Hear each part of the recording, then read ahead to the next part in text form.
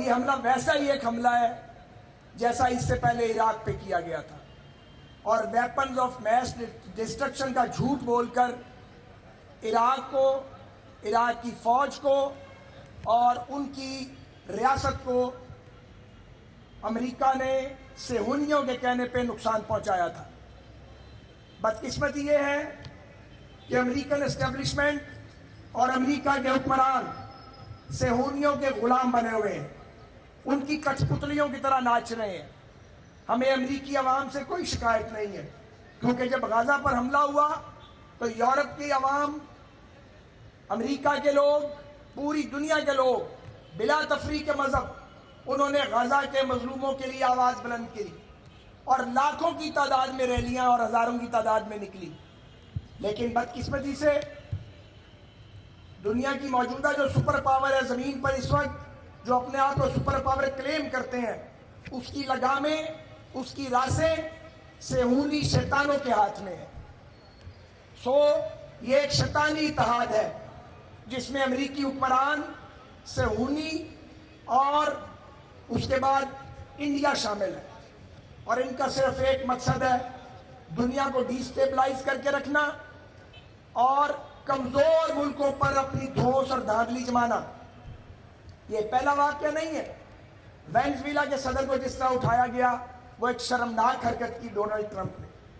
Donald Trump صہیونیوں کا اعلی کار بن چکا ہے، وہ اس قابل نہیں ہے کہ اس کو امریکہ کے صدر منتخب کیا جاتا۔ مجھے یہ یقین ہو گیا ہے کہ امریکہ کو اگر کوئی لے کے ڈوبے گا تو وہ ڈونلڈ ٹرمپ ہے۔ اس نے کینیڈا کو، لیٹن امریکہ کو، یورپ کو، مسلم ورلڈ کو امریکہ سے دور کر کے سامنے کھڑا کر دیے، صرف صہیونی شیطانوں کے لیے۔ ان کا ایک شیطانی گٹھ جوڑ ہے۔ پاکستان کا ہر فرد، ہر سیاسی جماعت، ہر مکتبہ فکر، ہر ادارہ، حکومت، اپوزیشن بلا تفریق ایران پر امریکی اور اسرائیلی حملے کی شدید ترین الفاظ میں مذمت کرتی ہے۔ اس کا کوئی جواز نہیں تھا۔ ہزاروں ہمارے ایرانی بہن بھائیوں اور بچوں کو، معصوم لوگوں کو انہوں نے اپنے بامز اور میزائلز کا نشانہ بنایا ہے، اس لیے کہ ایران مزاحمت کرتا ہے، اس لیے کہ ایرانیوں کی مزاحمت باقی سارے عالم اسلام سے زیادہ ہے۔ یہ لڑائی جو غزہ سے چلی ہے ایران تک پہنچ گئی ہے اور آج پورے مڈل ایسٹ میں پھیل گئی ہے۔ یہ ہمارے جو عرب ممالک ہیں ان کے لیے بھی لمحہ فکریہ ہے، جو یہ سمجھتے ہیں کہ امریکہ جھوٹا خدا ہے۔ امریکہ جو خدائی کا دعویٰ کرتا ہے اس کا بھرم ٹوٹ رہا ہے۔ وہ تو حماس کو زیر نہیں کر سکے، ایران کو کیسے زیر کریں گے؟ جہاں ایک قوم ہے، ایک نظریہ ہے، ایک عقیدہ ہے، ایک فوج ہے۔ ایرانیوں نے بہت سے زلزلے برداشت کیے ہیں، پوری پارلیمنٹ ان کی بم سے اڑا دی گئی تھی۔ انہوں نے حالت جنگ میں وہ الیکشن کروایا اور نئی قیادت منتخب کی۔ ہمیں یقین ہے کہ اللہ کی مدد ایران کے بھائیوں اور بہنوں پر اترے گی اور طاغوت کو اور عالم کفر کو شکست ہوگی انشاءاللہ تعالی۔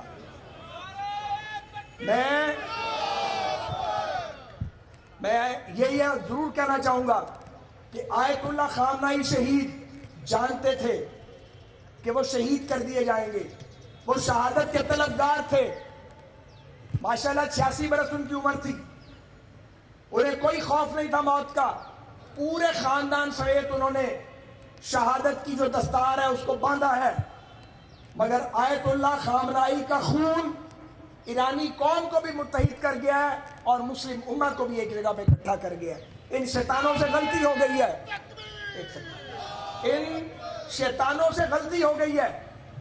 یہ اپنی طرف سے ایرانی قوم کو تقسیم کرنا چاہتے تھے۔ رضا شاہ پہلوی کا وہ جو ٹاؤٹ بیٹا ہی یہودیوں کا، وہ دانت تیز کر کے بیٹھا ہوا ہے۔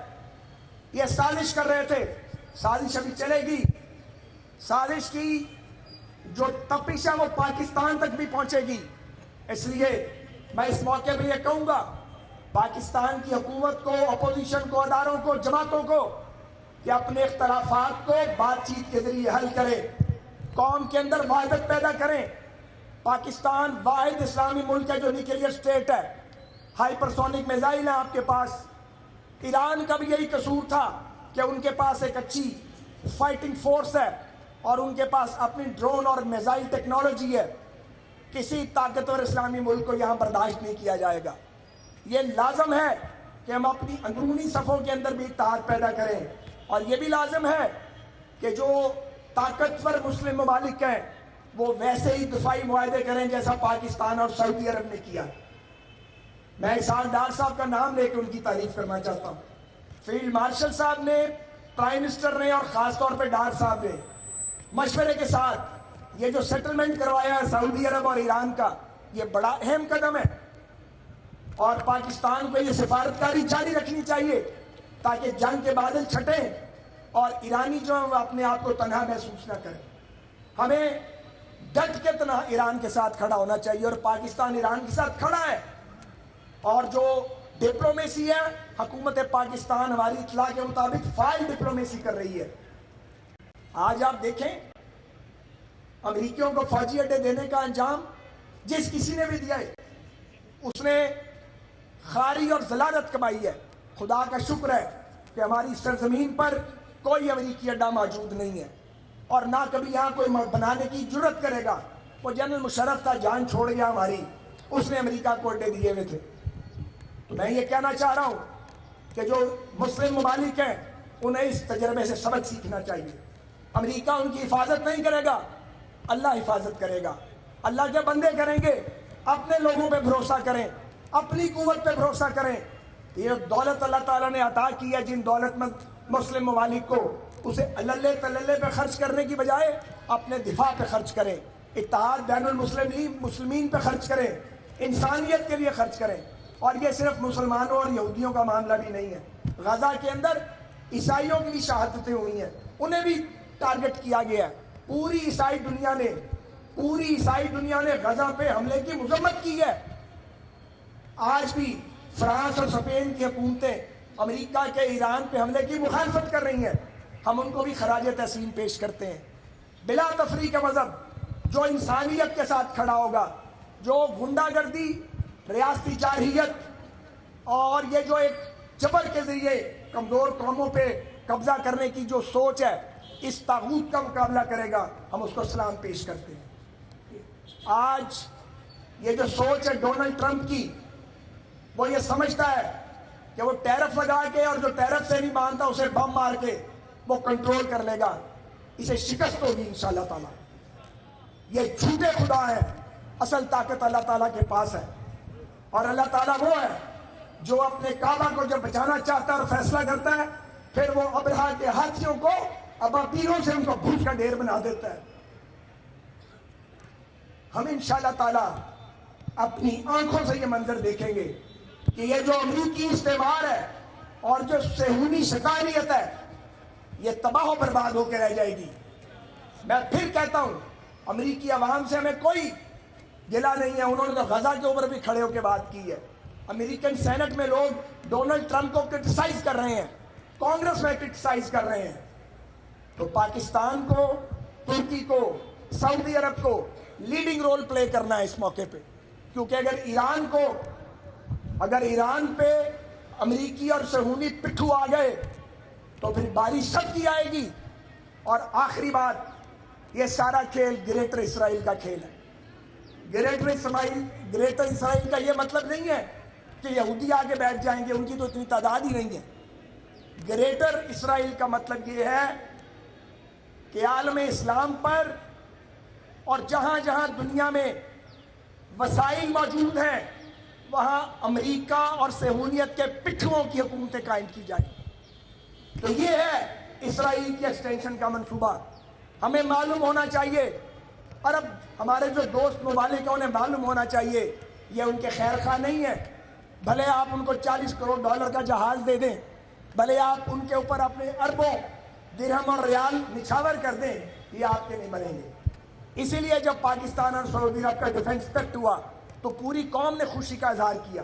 اب وقت آ گیا ہے کہ اور اسلامی ممالک ترکی سمیت اس میں شامل ہوں، تاکہ ہماری اپنی ایک قوت بنے، ہماری ایک طاقت بنے، ہماری آواز بنے۔ آپ دیکھ لیں، اقوام متحدہ غیر مؤثر ہو گیا ہے، افیکٹو پہلے بھی نہیں تھا، لیکن اب اقوام متحدہ نام کا کوئی ادارہ پریکٹیکلی موجود نہیں رہا. یہ ڈونلڈ ٹرمپ نے آ کے ایسی تباہی کی ہے اس شخص نے کہ تمام عالمی قوانین پامال کر دیے گئے ہیں. دنیا ایک اور جنگ کے دہانے پہ کھڑی کر دی ہے. تیسری عالمی جنگ دراصل انہوں نے ایران پہ حملہ کر کے چھیڑ دی ہے. پورا خطہ ڈیسٹیبلائز کر دیا ہے. پوری دنیا میں مہنگائی ہو رہی ہے, انرجی کا بحران پیدا ہونے جا رہا ہے, صرف صہیونی شیطانوں کو مطمئن کرنے کے لیے. تو ہم امریکی قوم سے بھی یہ مطالبہ کرتے ہیں, یورپ سے بھی مطالبہ کرتے ہیں کہ وہ اپنے ضمیر کی آواز سنیں. عالمی ضمیر, عالم اسلام اور عالمی ضمیر اس غنڈہ گردی کو, اس ریاستی دہشت گردی کو روکے. میں ایک بار پھر آخر میں اس بات کا اعادہ کرتا ہوں کہ 24 کروڑ پاکستانی بلا تفریق مذہب, نسل, رنگ, نظریہ, جماعت, ہم سب کے سب اپنے ایرانی بھائیوں کے ساتھ ہیں. ہم تا دم آخر ان کے ساتھ سٹینڈ کریں گے. وہ مظلوم ہیں, امریکہ اور اسرائیل جارح ہے, ظالم ہے اور غاصب ہے. ان غاصبوں, ان جارحوں اور ان ریاستی دہشت گردی کرنے والے وار کرمنلز کے خلاف